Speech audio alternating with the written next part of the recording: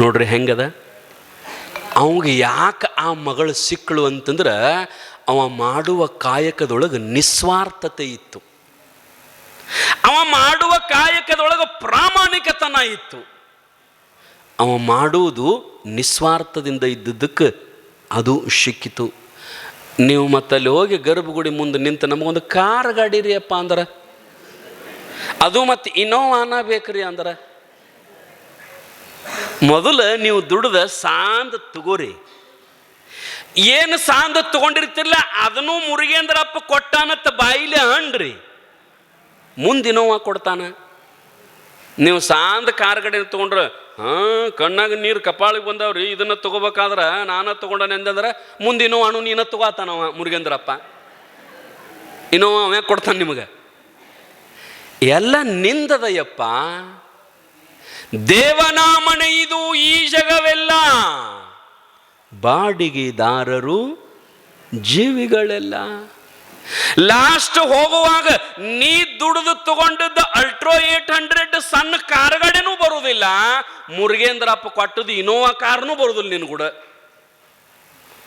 ಇದೆಲ್ಲ ಇಲ್ಲೇ ಇಟ್ಟು ಹೋಗುದು ಅವಂದೇ ಅದ ದೇವನಾಮಣೆ. ಇದು ಉಪನಿಷತ್ತು ಹೇಳ್ತದ ನೋಡ್ರಿ, ಈಶಾವಾಶ್ಯಮಿದಂ ಸರ್ವಂ ಯತ್ಕಿಂಚಿತ್ ಜಗತ್ಯಾಂ ಜಗತ್ ತೇನ ತೆಕ್ತೇನ ಮುಂಜಿತಾಹ ಮಾಗ್ರದ ಕಶ್ಶ್ವಿಧನಂ.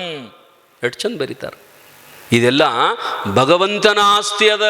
ಈಶಾವಾಶ್ಯಮಿದಂ ಸರ್ವಂ, ಇದು ಭಗವಂತನ ಆಸ್ತಿ ಅದ ಸರ್ವವೆಲ್ಲವೂ. ನೀ ಇಲ್ಲೇನು ಮಾಡಬೇಕು? ಬರಬೇಕು, ಎಲ್ಲವನ್ನ ಅನುಭವಿಸಬೇಕು, ಪ್ರೀತಿಸಬೇಕು. ಒಂದಿನ ಮತ್ತೆ ಹೆಂಗೆ ಬಂದು ಹಂಗೆ ಹೋಗ್ಬೇಕು. ಆ ರೀತಿಯೊಳಗ ಇದೆಲ್ಲ ಪರಮಾತ್ಮಂದು ಅಂದಿ ಅವ ನಿನ್ನನ್ನು ಪ್ರೀತಿಸ್ತಾನೆ, ಅದು ಭಕ್ತಿಯಾಗುತ್ತದ. ನಾವು ಅವನ ಮುಂದೆ ನಿಂತ ಬೇಡ್ಕೊಂಡ್ರ ಇಲ್ರಿ ಅವ, ಅಥವಾ ನಿಮ್ಮ ಭಕ್ತಿಗೆ ಮೆಚ್ಚು ಪರಮಾತ್ಮ ನೀವು ಏನು ಬೇಡ್ತೀರಲ್ಲ ಅದನ್ನು ಕೊಡ್ತಾನ, ಇಲ್ಲ ನಂಗಿಲ್ಲ. ಆದ್ರೆ ಅವ ನಿಮ್ಮವಾಗಂಗಿಲ್ಲ ನೋಡು. ಗಂಡನ ರೊಕ್ಕ ಕಟ್ಟಬೇಕೋ, ಗಂಡನೂ ಬೇಕೋ. ರೊಕ್ಕ ತೊಗೊಂಡು ಏನು ಮಾಡಿದ್ರಿ, ನನ್ನ ಗಂಡ ನನಗೆ ಬೇಕು. ಇಲ್ಲೂ ಹಂಗದ ರೀ ಭಕ್ತಿಯೊಳಗ. ಕೆಲವೊಬ್ರು ಅಂತಿರ್ತಾರೆ ನೋಡ್ರಿ, ದೇವ್ರು ಕೊಟ್ಟು ಮರ್ತಾನ್ರಿ ನಮಗ, ಮುಗಿತ್ಲ ಮತ್ತು ಮರ್ತಾನಂದ್ರೆ ಮತ್ತು ನೀವೇನು ಬದುಕಿದಂಗನು?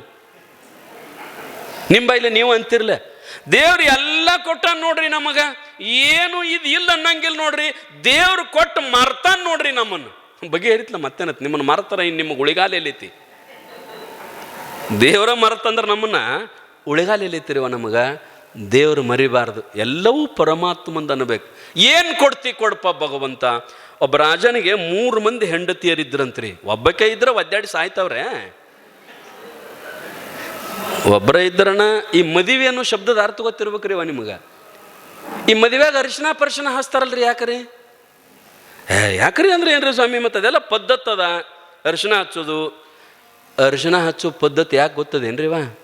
ಈ ಯಾವರ ಮನ್ಯಾಗ ಹುಡುಗರು ಭಾಳ ಕಾಡಿದ್ವು ಅಂದ್ರೆ ಅಪ್ಪ ಏನು ಮಾಡ್ತಾನಂದ್ರೆ ಒಂದೇಟು ಬಿರ್ಸಿಲೆ ಹೊಡಿತಾನವು, ಬಡಿಗಿಲೆ ಒಂದೇಟು ಬಿರ್ಸಿಲೆ ಹೊಡೆದಾಗ ಬಾಸುಂಡಿ ಹೇಳ್ತೈತೆ ಅದು ಹಿಂದೆ. ಬಾಸುಂಡಿ ಐತಂದ್ರೆ ಅವು ಏನು ಮಾಡ್ತಾಳಂದ್ರೆ ಅರಿಶಿನ ಅರಿತಾಳೆ. ಎದಕ್ಕೆ ರೀ? ಅದಕ್ಕೆ ಹಚ್ಚಾಕ ಅರಿಶಿನ ಅರಿತಾಳೆ. ನೀವು ಮದುವೆಯಾಗ ಮೈ ತುಂಬ ನಿಮಗೆ ಅರಿಶಿನ ಹಚ್ಚಾರಂದ್ರೆ ಮುಂದೆ ಬಡಿಗೆ ಏಟೈತೆ ಅಂತ ಸುಮ್ಮನೆ ಹಚ್ತಾರನ್ರಿ ಅರಿಶಿನ ಅವರು. ಇವ್ರು ಹಿಗ್ಗಿ ಸತ್ತಾರ ಅರಿಶಿನ ಹಚ್ಚಾಕತ್ತ. ಅಲ್ಲೋ ಎದಕ್ಕೆ ಹಚ್ತಾರ ಅದನ್ನು ವಿಚಾರ ಮಾಡೋ ತಮ್ಮ. ಒಮ್ಮೆರ ಕೇಳಿರಿ, ಅರಿಶಿನ ಹಚ್ಚುವಾಗ ಯಾಕೆ ಹಚ್ತಿ ನನಗೆ ಅರಿಶಿನ ಅಂತ ಒಬ್ಬರ ಕೇಳಿರಿ. ಇನ್ನ ಏನಂತೀರಿ, ಇಲ್ಲಿ ಹತ್ತಿಲ್ ನೋಡಿ ಇಲ್ಲಿ ಹಚ್ಚ, ಇಲ್ಲಿ ಹತ್ತಿಲ್ ನೋಡಿ ಇಲ್ಲಿ ಹಚ್ಚ. ಅರಿಶಿನ ಯಾಕೆ ಹಚ್ತಾರಂದ್ರೆ ಮುಂದೆ ಏಟು ಬೀಳುವುದಾವ, ಅದಕ್ಕೆ ಅರಿಶಿನ ಹಚ್ಕೊಂಡು ತಯಾರಾಗ. ಮದುವೆ ಹೆಂಡತಿ ಅಂತ ಯಾರಿಗಂತಾರ ಗೊತ್ತೇನ್ರಿವ? ನೀವಂತಾರ ಗೊತ್ತ, ನಮಗ ಹತ್ತಾರಲ್ಲ ಸ್ವಾಮಿ, ಮತ್ತಾರಿಗತ್ತಾರ?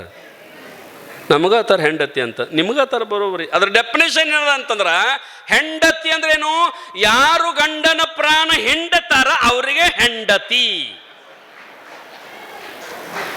ಮತ್ತು ನೀವೆಲ್ಲರೂ ಹಿಂಡವ್ರ ಅಲ್ರಿ, ಅದಕ್ಕೆ ಸಟ್ನ ಮನೆಗೆ ಯಾಕೆ ಬರೋದಿಲ್ರಿ ಅವು? ನೋಡಿ, ನೀವು ಮುಂಜಾನೆ ಎದ್ದು ಕೂಡಲೇ ಕೆಲಸ ಇರ್ಲಿಕ್ಕಂದ್ರೆ ಸುಮ್ಮನೆ ಹೊರಗೆ ಹೋಗಿಬಿಡೋದು. ತೆಲ್ತಾಪ್ರಿ ಮನ್ಯಾಗ ಕಿರಿಕಿರಿ. ಹುಡುಗರದ ಕಿರಿಕಿರಿ, ಹೆಂತಿದ ಕಿರಿಕಿರಿ, ವಟ ವಟ ಪಿಟಿ ಪಿಟಿ ಹಚ್ಚುದ ನಮ್ಮ ಅವುಗಳು. ಅದಕ್ಕೆ ಅವ್ರು ಗಪ್ ಕೆಲಸ ಅರ್ಜೆಂಟ್ ಅಂತೇಳಿ ಹೋಗಿಬಿಡುದು ಹೊರಗೆ. ಮಧ್ಯಾಹ್ನಕ್ಕೆ ಅಲ್ಲೇ ಏನಾರು ತಿಂದು ನಾಷ್ಟ ಅಲ್ಲೇ ಏನಾರು ಮಾಡಿ ಚಂಜಿಕ ಬರೋದು. ಚಂಜಿಕ ಬಂದ್ರೆ ಎಲ್ಲಿ ಸಡ್ಲು ಬಿಡ್ತೀರಿ ನೀವು? ಊಟ ಮಾಡುವಾಗ ಹಾಕೋತ ಚಾಲೂನ. ಅವ್ರು ಮಣ್ಣು ಹಂಗೆ ಅಂದರು, ರೊಟ್ಟಿ ಹಾಕ್ಲೇನು? ಅವತ್ತನ ರೊಟ್ಟಿನ ಬೇಡ ನನಗೆ ನಿಂತ. ನಾವು ಇವ್ರು ಹಿಂಗಂದ್ರು, ಅವ್ರು ಹಂಗಂದ್ರು, ನಿಮ್ಮವ್ ಹಂಗಂದಳು, ನಿಮ್ಮ ಅಪ್ಪ ಹಿಂಗ ಅಂದ, ಚಾಲೂನ. ಮತ್ತು ಮಕ್ಕೊಂಡ್ರು ಸಡ್ಲು ಕೊಡಂಗಿಲ್ಲ ರೀ. ಅದು ಹಿಂಗೆ ಮಕ್ಕೊಂಡಿರ್ತತಿ, ಚಾಲೂನ. ನಿಮ್ಮವ್ವ ಭಾಳ ಕೆಟ್ಟ ಮಾತಾಡೇಳಿ ನನಗೆ, ಇಲ್ಲಿ ಇರ್ಲಾರ್ದಂಗೆ ಮಾತಾಡೇಳ ನನಗೆ. ಮತ್ತು ನನಗೆ ಬಂಗಾರ ತರಂಗಿಲ್ಲ, ಅದನ್ನು ತರಂಗಿಲ್ಲ. ನೀವೇನು ಕಲ್ಕೋಬೇಕ್ರಿ? ನಿದ್ದಿಗಣ್ಣಾಗ ಹ್ಞೂ ಅನ್ನೋದು ಕಲ್ಕೋಬೇಕು ನೀವು. ನಿದ್ದಿಗಣ್ಣಾಗ ಹ್ಞೂ ಅನ್ನೋದು ಕಲ್ಕೋಬೇಕ್ರಿ. ಅಂದ್ರೆ ಅವ್ರಿಗೇನು ಹ್ಞೂ ಅಂದಂಗಾಗಿರ್ಬೇಕು, ನಿಮಗಾರ ಮಾಡ್ಗಣ ನಿದ್ದೆ ಹತ್ತಿರ್ಬೇಕು. ಅಂದ್ರೆ ಬಾಳೆ ಹಾಕತ್ರಿ, ಇಲ್ಲರ ಆಗಂಗಿಲ್ಲ. ಮದುವೆ ಅಂದ್ರೆ ಅದಕ್ಕಂತಾರ್ರಿ, ಹೌದಿಲ್ರಿ? ಆ ರೀತಿಯೊಳಗ ಭಗವಂತ ಎಲ್ಲನೂ ಭಗವಂತಂದು ಅಂದ್ಬಿಟ್ಟಿವಂದ್ರೆ ಏನೂ ಆಗಂಗಿಲ್ಲ. ಅವಾಗ 3 ಮಂದಿ ಹೆಂಡ್ರು ಇದ್ದರ್ರಿ. ದೊಡ್ಡ ರಾಜ, ಆಗಿನ ಕಾಲದಾಗ ಹಂಗೆ ಪದ್ಧತಿ ಇತ್ತು. 3 ಮಂದಿ ಹೆಂಡ್ರು. ಯಾವುದೋ ಒಂದು ರಾಜ್ಯಕ್ಕೆ ಯುದ್ಧಕ್ಕೆ ಹೋಗಿದ್ದ. ಯುದ್ಧಕ್ಕೆ ಹೋಗಿ ವಾಪಸ್ ಆ ಯುದ್ಧದಲ್ಲಿ ಗೆದ್ದಿದ್ದ 3 ಮಂದಿ ಹೆಂಡತಿಯರಿಗೆ ಪತ್ರ ಬರದಂತ. ಮಂತ್ರಿ ಕೈಲಿ ಪತ್ರ ಬರ್ಸದ. ಇಲ್ಲಿ ಮತ್ತೆಲ್ಲ ಗೆದ್ದದಿವು, ಯಾವ್ಯಾವ ಹೆಂಡತಿಗೆ ಏನೇನು ಬೇಕು ಕೇಳು. ಹೆಂಡತಿ ಆಗಬಾರ್ದು ನೋಡ್ರಿ. ಗಂಡನಿಗೆ ಪ್ರಾಣ ಹಿಂಡುವ ಹೆಂಡತಿ ಆಗಬಾರ್ದು. ಮತ್ತೆ ಏನಾಗ್ಬೇಕಂದ್ರೆ ಧರ್ಮ ಪತ್ನಿ ಆಗ್ಬೇಕು. ಗಂಡನಿಗೆ ಧರ್ಮ ಪತ್ನಿ ಆಗ್ಬೇಕು. ಧರ್ಮ ಪತ್ನಿ ಅಂತ ಯಾರಿಗಂತಾರ್ರಿ? ನೀವಂತಿರ್ಬೇಕು. ಮತ್ತೆ ನಮಗ ಅಂತಾರ್ರಿ, ನಮಗ ಅಂತಾರ್ರಿ ತಿರ್ಬೇಕು ನೀವು. ಧರ್ಮ ಪತ್ನಿ ಅಂತ ಯಾರಿಗಂತಾರಂದ್ರ, ಯಾವ ಹೆಣ್ಣು ಮಗಳು ತನ್ನ ಗಂಡನನ್ನ ಧರ್ಮದ ದಾರಿಯಲ್ಲಿ ನಡೆಸ್ತಾಳ ಆಕೆಗೆ ಧರ್ಮ ಪತ್ನಿ. ಸ್ವತಃ ತಾನು ಧರ್ಮದ ದಾರಿಯಲ್ಲಿ ನಡೆದು ತನ್ನ ಗಂಡನನ್ನ, ತನ್ನ ಮಕ್ಕಳನ್ನ, ತನ್ನ ಅತ್ತೆ ಮಾವಂದಿರನ್ನ ಧರ್ಮದ ದಾರಿಯಲ್ಲಿ ನಡೆಸ್ತಾಳಲ್ಲ ಆಕೆಗೆ ಧರ್ಮ ಪತ್ನಿ ಅಂತ ಅನ್ಬೇಕು. ನೀವು ಯಾರ್ಯಾರು ಹೆಂಗದಿರಿ ನೋಡ್ರಿವ. ಅವ ಗೆದ್ದ ಪತ್ರ ಬರದ 3 ಮಂದಿಗೆ ಏನೇನು ಬೇಕು ಕೇಳು. 3 ಮಂದಿಗೆ ಪತ್ರ ಬರೀ ಏನು ಬೇಕಂತ ವಾಪಸ್ ರಿಟರ್ನ್ ಪತ್ರ ಬರಿ ಅಂತ ಹೇಳ ಅವ್ರಿಗೆ. ಈಗಿನಗತ್ತೆ ಮತ್ತೆ ಹಲೋ ಏನ್ ತರ್ಲಿ? ಈಗ ನಮ್ಮ ಶರಣರು ಎಲ್ಲರೂ ಹೋಗಿರ್ತಾರೆ ನೋಡ್ರಿ, ಎಲ್ಲಿ ಹೋಗಂಗೆ ಎಲ್ಲಿ ಬಿಡ್ರಿ ಅವ್ರಿಗೆ. ಭಾಳ ಆದ್ರೆ ಎಲ್ಲಿ ಹೋಗ್ತಾರ್ರಿ? ಸೂಪರ್ ಮಾರ್ಕೆಟ್ಗೆ ಹೋಗಾರ, ಅಲ್ಲಿಗೆ ಹೋಗ್ಬೇಕಲ್ರಿ. ಮತ್ತೇನಾರ ಅಂಥ ಅಂಗಡಿ ಇಂಥ ಅಂಗಡಿ ಫೋನ್ ಹಚ್ತಾರೆ, ಏನು ತರಲಿ? ಕಡ್ಲಿ ಬೇಳೆ ತೊಗೊಂಬಲ್ಲ. ನೀವು ಅದನ್ನ ಹೇಳ್ತೀರಿ. ಪತ್ರ ಬರೆದ ರಿಟರ್ನ್ ಪತ್ರ ಬರೆಯನ್ನು ಏನು ಬೇಕು ಯಾರ್ಯಾರಿಗೆ? ಇಲ್ಲಿ ಎಲ್ಲ ಅದಾವ. ಮುತ್ತು, ರತ್ನ, ಬೆಳ್ಳಿ, ಬಂಗಾರ, ವಜ್ರ, ವೈಡೂರ್ಯ, ಬಟ್ಟೆ 1 2 ಏನು ಬೇಕು ಬೇಡನ್ 3 ಮಂದಿಗೆ. ಅವ್ರು ರಿಟರ್ನ್ ಪತ್ರ ಬರೆದ್ರಿ. ಪತ್ರ ಬರೀಲಿಲ್ಲ, ಇಟ್ಟುದು ಪೇಪರ್ ಬರೆದ್ರ ಅವ್ರು. ಯಾಕಂದ್ರೆ ಪತ್ರ ಇಟ್ಟ ಇರ್ತೈತೆ, ಅದ್ರಾಗೆಲ್ಲ ಹಿಡಿಸ್ಬೇಕಲ್ರಿ. ಒಬ್ಬ ಹೆಣ್ಮಗಳು ಇಟ್ಟು ಬಂಗಾರ, ಇಟ್ಟು ವಜ್ರ, ಇಟ್ಟು ಮುತ್ತು, ಇಟ್ಟು ರತ್ನ, ಇಟ್ಟು ಅರಿಬಿ ಎಲ್ಲ ಬರದ್ಲಕ್ಕಿ ಒಂದು ಲಿಸ್ಟು. 2ನೇ ಹೆಣ್ಮಗಳು ಅಕ್ಯು ಅಟ್ಟು ಇಟ್ಟು ಅದು ಇದು ಅಕ್ಯು ಎಲ್ಲ ಬರದ್ಲು. 3ನೇ ಸಣ್ಣ ಹೆಂಡತಿ ಆಕೇನು ಬರದ್ಲು? ಒಂದು ಪತ್ರ ತಗೊಂಡು ಅದ್ರಾಗ ನಂಬರ್ 1 ಬರದ್ಲು. 1 ಅಂಕಿ ಒಟ್ಟ, ಮತ್ತೇನೂ ಬರಿಲ್ಲ ಅಕ್ಕಿ, ಬರೇ ನಂಬರ್ 1. 3 ಪತ್ರ ಬಂದು ರೀ. ರಾಜ ಅಂದ ಮಂತ್ರಿಗೆ, ಯಾರ್ಯಾರು ಏನೇನು ಹೇಳ್ಯಾರೋ ಖರೀದಿ ಮಾಡಿ ತಗೋ, ಹೋಗುಣ ನಮ್ಮ ರಾಜ್ಯಕ್ಕೆ. ಅವ್ರು ಅದನ್ನು ತೊಗೊಂಡ್ರು, ಇದನ್ನು ತೊಗೊಂಡ್ರು, ಎಲ್ಲರೂ ತೊಗೊಂಡ್ರು.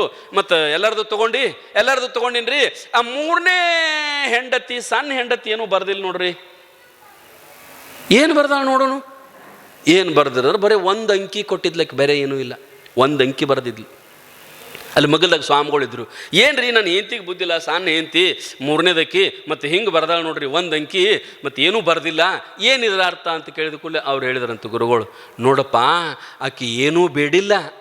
ನಿನ್ನ ಬಂಗಾರ, ನಿನ್ನ ಬೆಳ್ಳಿ, ವಜ್ರ, ಮುತ್ತು, ರತ್ನ, ಅರಿಬಿ, ಅಂಚಡಿ ಏನೂ ಬೇಡ ಅಕ್ಕಿಗೆ. ಅಕ್ಕಿಗೆ 1 ಅಂದ್ರೆ ಏನು? ನೀ ಒಬ್ಬ ಬಂದ್ರೆ ಸಾಕಂತ ನಂಬರ್ 1 ಅಂಕಿ ಬರ್ದಾಳ. ನೀ ಒಬ್ಬ ಬಂದ್ರೆ ಸಾಕು, ನಂಬರ್ 1 ಅಂಕಿ. 18 ಟ್ರಕ್ ಹೇಳಿದ್ದಳ್ರಿ ಮೊದಲನೇದಕ್ಕೆ.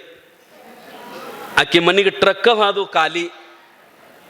2ನೇದಕ್ಕೆ ಒಂದು 15 ಟ್ರಕ್ ತುಂಬಿ ತಕ್ಕಿದು, ಅಲ್ಲಿಗೆ ಹಾದು. ಇವು ಎಲ್ಲಿ ಹೋದ್ರಿ? 3ನೇದಕ್ಕೆ ಮನೆಗೆ ಹಾದ. ಅವು ಎಷ್ಟು ಬೇಡಿದ್ರಲ್ಲ ಅಟ್ಟು ಹಾದುರಿ, ಅದರ 50 ಪಟ್ಟು ಇನ್ನ ಉಳಿದಿತ್ತಲ್ಲ, ಅದು ಎಲ್ಲಿಗೆ ಹೋಯ್ತು? ಸಣ್ಣಕ್ಕೆ ಮಣಿಗೆ ಹೋತ್ರಿ. ಎಷ್ಟು ಬೇಡ್ಯಾರ ಅಟ್ಟು ಕೊಟ್ಟರು, ಉಳಿದದ್ದೆಲ್ಲ ಅವರು 50 ಪಟ್ಟು 100 ಪಟ್ಟು ಏನು ಉಳಿದಿತ್ತಲ್ಲ ಅದೆಲ್ಲ ಸಣ್ಣ ಹೆಂಡತಿ ಮಣಿಗೆ ಬಂತು. ನೀವು ದೇವ್ರ ಹತ್ತಕ್ಕೆ ಹೋಗಿ ಕೇಳಿದ್ರಿ, ಎಷ್ಟು ಕೇಳಿರ್ತೀರಿ ಅಟ್ಟು ಕೊಡ್ತಾನ. ಕೇಳಲಾರ್ದ ಸುಮ್ಮ ಡ್ಯೂಟಿ ಮಾಡಿ ಬಂದ್ರಂದ್ರೆ ಅವನ ನಿಮ್ಮವಾಗಿ ಬಿಡ್ತಾನ. ವಿಷ್ಣು ಪರಮಾತ್ಮನ ನಿಮ್ಮವ ಆದ ಮೇಲತ್ತ, ನಿಮ್ಮ ಮನ್ಯಾಗ ಬಂದ ಮೇಲತ್ತ ಅವನ ಹೆಂಡತಿ ಎಲ್ಲಿ ಹೋಗ್ಕಾಡ್ರಿ? ಆಕಿ ಲಕ್ಷ್ಮಿ ಎಲ್ಲಿ ಹೋಗ್ಬೇಕ್ರಿ? ನಿಮ್ಮ ಮನೆಗೆ ಬರ್ಬೇಕಲ್ಲ, ಗಂಡ ಇಲ್ದಾನ ಅಲ್ಲೇ ಬರ್ಬೇಕು. ಹಂಗ ಭಗವಂತನನ್ನ ನಾವು ಅದನ್ನು ಕೊಡ ಇದನ್ನು ಕೊಡ ಅಂದ್ರೆ ಅದು ಭಕ್ತಿ ಆಗೋದಿಲ್ರಿ. ಭಕ್ತಿ ಅಂದ್ರೆ ಏನು? ಸುಮ್ಮ ಪರಮಾತ್ಮನನ್ನು ಪ್ರೀತಿಸೋದು. ರಾಧೆ ಏನು ಮಾಡಿದಳ್ರಿ? ಏನಾರ ಬೇಡಾಳಕಿ ರಾಧಾ? ಏನೂ ಬೇಡಿಲ್ಲಕ್ಕಿ. ಒಟ್ಟು ದಿನದ 24 ತಾಸು ಕೃಷ್ಣ ಕೃಷ್ಣ ನಾರಾಯಣ ಕೃಷ್ಣ ಕೃಷ್ಣ, ಬರೀ ಕೃಷ್ಣ, ಬರೀ ಅವನ ನಾಮಸ್ಮರಣೆ ಅಟ್ಟ. ಆದ್ರೆ ಕೃಷ್ಣ ಹೆಚ್ಚು ಎಲ್ಲಿರ್ತಿದ್ದ ಅಂದ್ರೆ ರಾಧಾನತ್ಯಕ್ಕೆ ಇರ್ತಿದ್ದ, ರುಕ್ಮಿಣತ್ಯಕ್ಕೆ ಇರ್ತಿದ್ದಿಲ್ಲ, ಸತ್ಯಭಾಮನತ್ಯಕ್ಕೆ ಇರ್ತಿದ್ದಿಲ್ಲ. 8 ಮಂದಿರಿ ಹೆಂತಿರಿ ಅವ ಕೃಷ್ಣಗೆ? ಎಟ್ರಿ ಗೊತ್ತಾರತಿಲ್ಲ ನಿಮಗೆ? 16,000 ನೋಡ್ರಿ. 16 ಅಂದ್ರೆ ಎಟ್ರಿ? 16,000 ಹೆಂಡತಿಯರು ಮತ್ತು ಮ್ಯಾಲ 8 ಪಟ್ಟದರಸಿಯರು. ಏನು ಸುದ್ದಿ? ಹಂಗ ಬದುಕ್ತಾನೋ ಏನು? ಒಬ್ಬರಿಗೇ ಸೀರೆ ತರಾಕ ನಮ್ಮ ಒದ್ದಾಡ್ತಾವ ಇಲ್ಲಿ. ಮಕ್ಕಳು ಎಟ್ರಿ ಕೃಷ್ಣಗ? ನಾವು ಭಾಗವತ ಓದಿದ್ರೆ ಗೊತ್ತಾಗ್ತದ.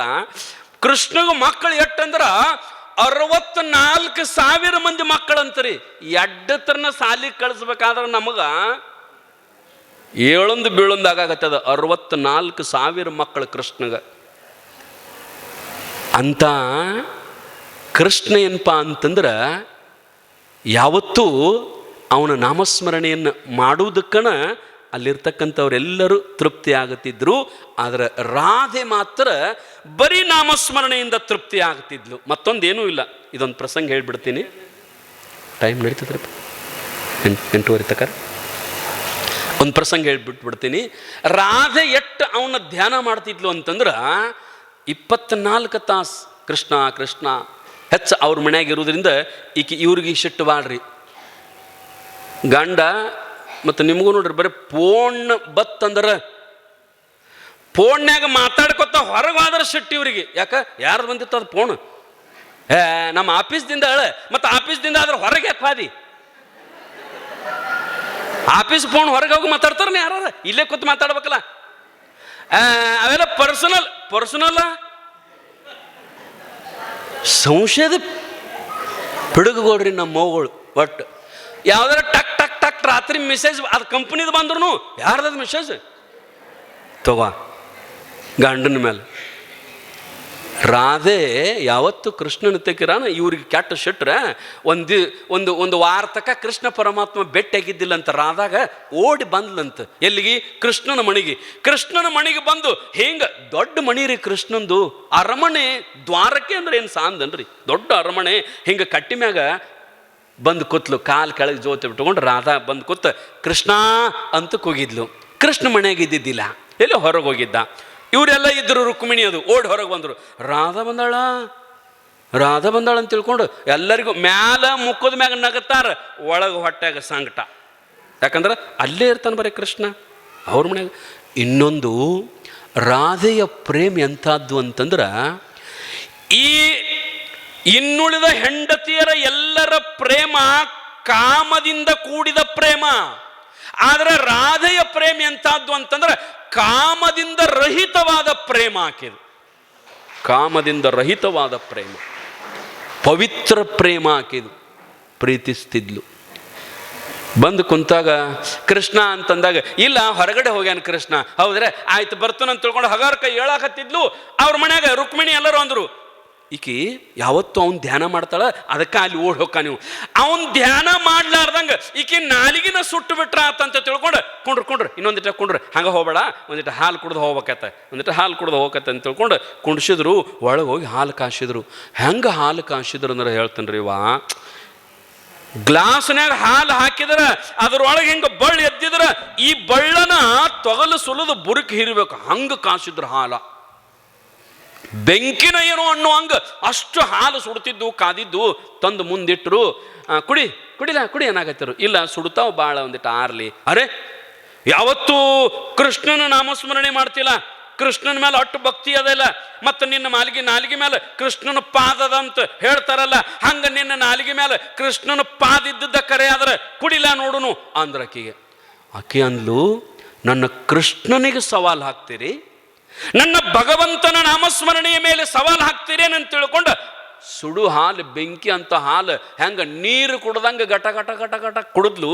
ಅವ್ರ ಮನ್ಯಾಗ ಗ್ಲಾಸ್ ಒಗದು ದಡ ದಡ ದಡ ಓಡಿ ಹೋದ್ಲು. ಏನು ಓಡಿ ಹೋದಳು, ಓಡಿ ಹೋಗುದ್ರೊಳಗ ಆಕೆ ಮನಿ ಮುಟ್ಟಿಲ್ಲ, ಇನ್ನ ಕೃಷ್ಣನ 4 ಮಂದಿ ಹೊತ್ಕೊಂಡು ಬಂದ್ರಿ. ಕೃಷ್ಣನ 4 ಮಂದಿ, ಇಬ್ರು ಕೈ ಹಿಡ್ದಾರ, ಇಬ್ರು ಕಾಲು ಹಿಡ್ದಾರ, ಒಬ್ಬ ಹಿಂಗ ನಡ ಹಿಡ್ದಾನ, ಅಂತರ ಹಿಡ್ಕೊಂಡು ಬಂದು ಹಿಂಗ ಕಾಟದ ಮ್ಯಾಗ ಹಾಕಿದ್ರು. ಕೃಷ್ಣ ಹಿಂಗ ಕಾಲಿಟ್ಟ, 4 ಮಂದಿ ಅಂಗಾಲಿಗೆ ಹಿಂಗ ಗಾಳಿ ಬೀಸಾಕತ್ತಿದ್ರು. ಅಂಗಾಲ ಸುಟ್ಟು ಹಿಂತಿಂತ ಗುಳ್ಳು ಎದ್ದಿದ್ದು. ಹೆಂಡತಿಯರು ಬಂದು, ಯಾಕ್ರಿ ಏನಾಗ್ಯದ, ಕಾಲು ಯಾಕೆ ಸುಟ್ಟುಕೊಂಡಿರಿ ಅಂತಂದಾಗ ಕೃಷ್ಣ ಪರಮಾತ್ಮ ಎದ್ದು ಕುಂತ, ನಮ್ಮ ಮನೆಗೆ ಯಾರ್ಯಾರು ಬಂದಿದ್ರೇನು? ಯಾರಿಲ್ರಿ, ಯಾರು ಬಂದಿಲ್ಲ. ಕರೆ ಹೇಳ್ರಿ, ಸುಳ್ಳು ಹೇಳ್ಬೇಡ್ರಿ. ಕರೆ ಹೇಳ್ಬೇಕಂದಾಗ ಆಗ ಅಂಜಿ, ಹೌದ್ರಿ ರಾಧೆ ಬಂದಿದ್ಲು, ನಿಮ್ಮ ಪ್ರೀತಿಯ ರಾಧೆ ಬಂದಿದ್ಲು. ಏನು ಕೊಟ್ರೆ ಆಕಿಗೆ ಕುಡ್ಯಾಕ? ಹಾಲು ಕೊಟ್ಟಿವ್ರಿ. ಎಂಥವು? ಬೆಂಕಿ ಅಂತವು. ಯಾಕಂದ್ರ ಆಕಿ ನಾಲಿಗೆ ಸುಡ್ಲಿ, ಇನ್ನೊಮ್ಮೆ ಆಕಿ ನಾಲಿಗೆ ಮೇಲೆ ಭಗವಂತನ ಪಾದದ ನಾಮಸ್ಮರಣೆ ಬರಬಾರ್ದಂತ ತಿಳ್ಕೊಂಡು ಏನು ಆಕಿ ನಾಲಿಗೆ ಸುಟ್ಟಿರಲ್ಲ, ಮೂರ್ಖರೇ, ಆಕಿ ನಾಲಿಗೆ ಮೇಲೆ ಯಾವತ್ತು ನನ್ನ ಪಾದ ಇರ್ತದ, ಆಕಿ ನಾಲಿಗೆ ಸುಟ್ಟಿಲ್ಲ, ನನ್ನ ಪಾದ ಸುಟ್ಟದ ನೋಡದ, ನನ್ನ ಪಾದ ಸುಟ್ಟದ ನೋಡ.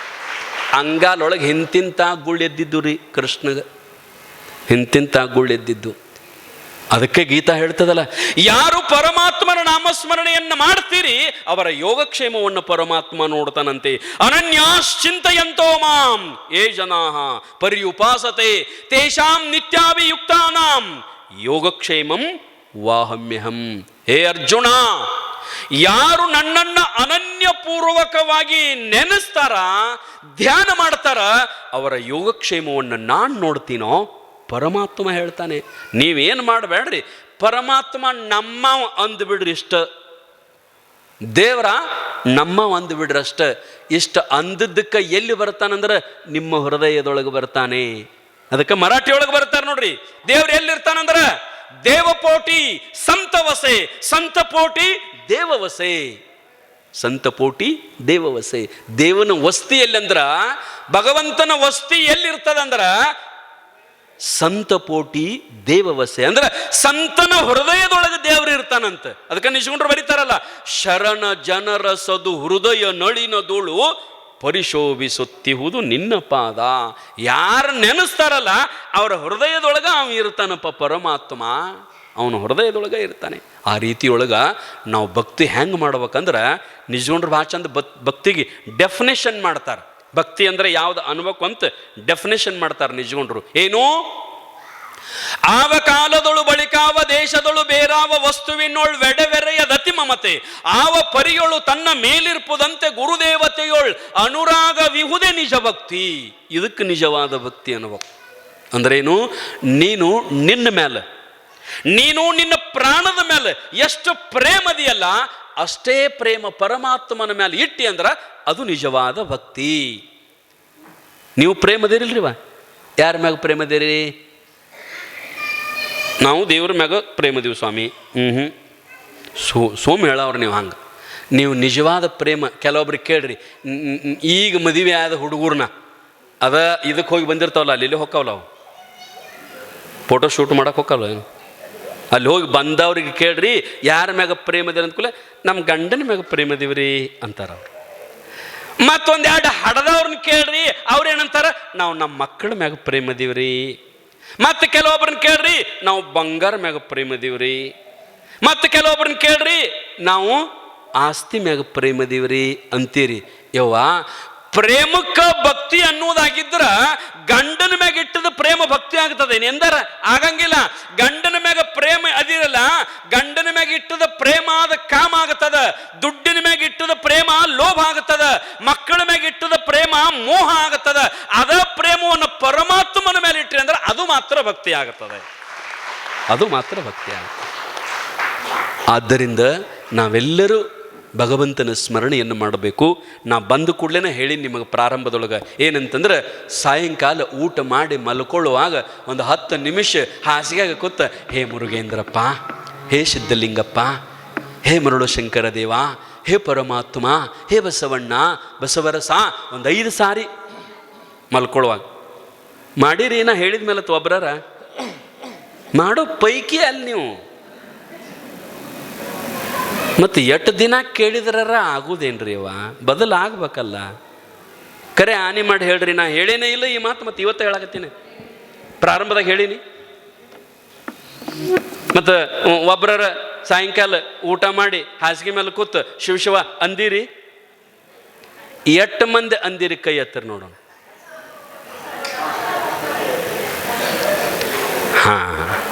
ಇನ್ನು ಉಳ್ದವರು ಎಲ್ಲರೂ ಅವನ ನಾಮಸ್ಮರಣೆ ಮಾಡ್ರಿವ.